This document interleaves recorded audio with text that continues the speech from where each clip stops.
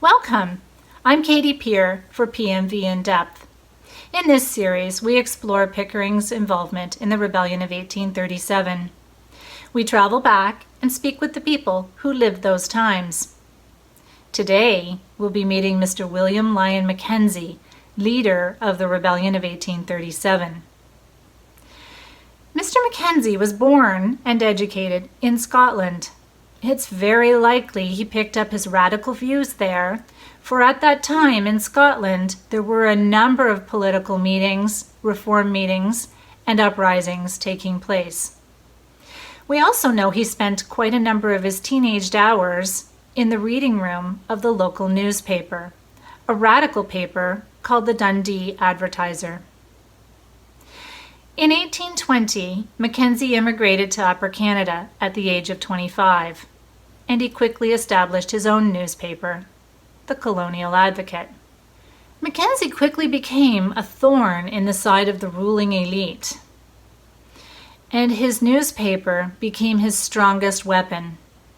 He was not afraid to use his paper to call out the self-serving actions of the ruling elite, the family compact, as he liked to call them. As the corruption and control of that ruling elite mounted in the colony, so did the tension, frustration, and dissatisfaction of its people. In 1837, Mackenzie turned that frustration to his advantage in his ill-fated attempt to overthrow the government. Mr. Mackenzie, welcome. Thank you for that splendid introduction. I'm honored to be interviewed. Mr. Mackenzie, let's begin with your paper. All the other newspapers at the time were pro-government.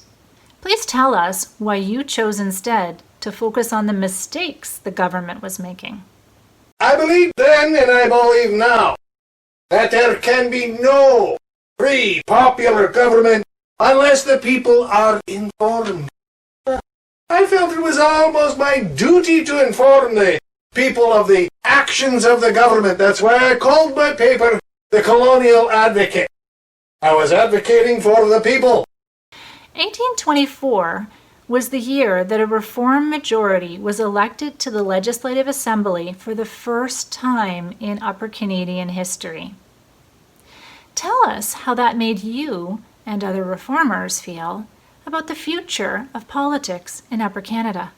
It was a time of great hope and opportunity.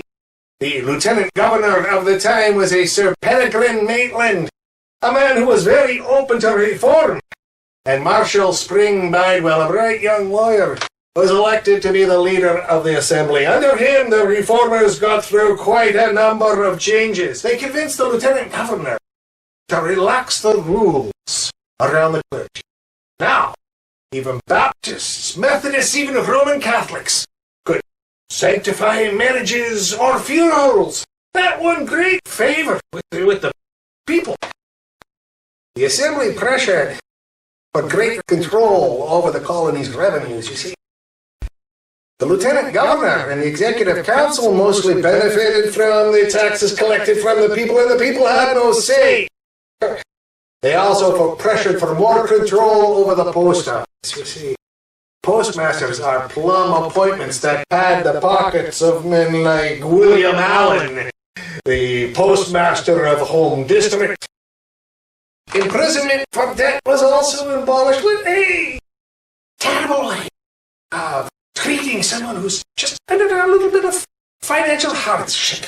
They also pushed to have the Alien Act recalled. That act is nothing more than the upper class hysteria about American slaves. The fact that they left the United States and came to here, and they swore allegiance to the crown, prove that their intentions were loyal and honest. Why should they have to prove it all over again? Oh, that act bothers me to no end. Yet after 4 years, the truth is that the power stayed with the legislative and executive councils. Recommendations that would pass by the reformers could be and were often dismissed, ignored, overturned by those bodies. The victories were small. This is when you realized that writing about constitutional reform was no longer enough. You sought and won a seat in the Legislative Assembly. Tell us, what was it you wanted to do in your first term? I went straight into forming committees to look into the corrupt administration of the colony's finances. I looked into how the post office and the Bank of Canada were run. The Bank of Canada was, at that time, run by Mr. William Allen. Of course, the session was interrupted when the king died, and the lieutenant governor was recalled, and a new election was called, and the Reform Party lost their majority. I won my seat, mind you, but it was a sad day for the Reform movement, and the new lieutenant governor was not so reform-minded. My objective this term was the reform of elections and a secret private ballot that would allow a man to vote with his conscience and not be intimidated. I understand you spent a lot of time traveling around the colony, and you even took a jaunt to the United States. Tell us, what did you learn, and what did you hope to accomplish? There was great frustration growing in the colony. I was not the only one discouraged by the change back to more conservative views. In my travels, I heard the farmers and the ordinary folk whose blood, sweat, and tears were building the colony, and whose spirits and backs were being broken by the selfish and self-serving decisions of the ruling class. I also traveled to Lower Canada, where I found the people were equally frustrated. I was on business in the United States when I had the great pleasure of meeting Mr. President Andrew Jackson, a great reformer himself, more so than his previous presidents. He and I share a great many views about farmers and the importance of farmers and the mistrust of organized banks. It seemed to me that reform was happening everywhere, even in Britain, but not here. So I began demanding reforms instead of recommending it. And how did the government react to your demands and editorials? They ejected me from the assembly. They had no legal power to do so, but they did it anyways. They didn't care for the type of truths I was telling, but the people cared and elected me right back in the next by-election. I was thrown out 5 days later and elected again right as quickly. I then had the privilege of being chosen to take a petition of the people's grievances to England in 1832.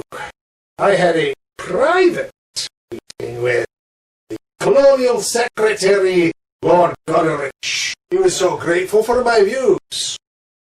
They had me deliver my report in Parliament. Well, that created quite a stir. They could scarce believe the King's people were being so ill-treated, with much less respect than they were here in Britain. Lord Goderich sent a dispatch to the Lieutenant Governor demanding that he look into the grievances and introduce reform.